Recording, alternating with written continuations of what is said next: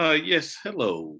So the interview that I conducted uh, was actually of a leader within the organization that I work for, and it was about the topic of Juneteenth.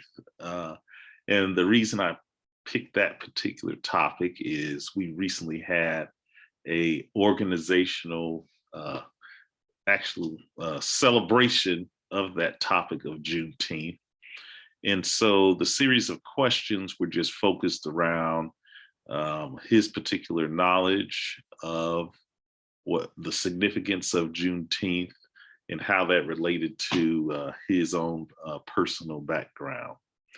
And the thing that I found just in the interview is, at the beginning, I will say things I don't want to say were a little awkward. They were just a little different in regards to because of just the topic, the interview subject thinking or considering, I think, in his head what he wanted to say or how he wanted to approach his own description of just when he first became knowledgeable of uh, this new holiday, Juneteenth, and just the history associated with that.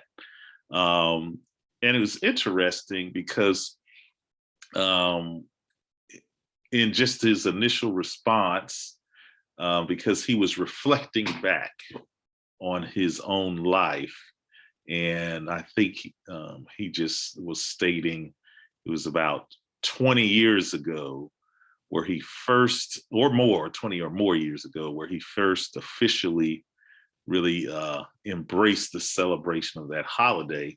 And then after that, there was like this break period of 20 years. So the person remembered initially kind of having some celebratory activities with his family and stuff about 20 years ago. So the first part of the interview was more kind of self-reflective, and then bringing it up to the modern day over 20 years later, thinking about how in the context of our workplace, the program and celebration that we had. And so then it went from kind of a distant memory to a more current memory. And then as the reflection was on the more current memory, you could just see I would say, the light bulbs in his eyes and just the way that he was talking just changed. There was a difference in just uh, the memories more fresh, but I think he was reconciling how what was started 20 years ago, connecting back to today, his experiences as a leader in the community, different organizations. So he really just the pace and the passion associated with his words really started to change or improve. And I don't want to even use the word prove. There's just difference, a different quality. And so looking at was the interview guide he created effective, I believe it was because the guide, it kind of went to when did you first learn about this topic? And then how did you connect it to today? So I think just the progression of first starting back in the memory and then connecting it to the present day helped. Did I find it difficult just to listen and not add to the conversation?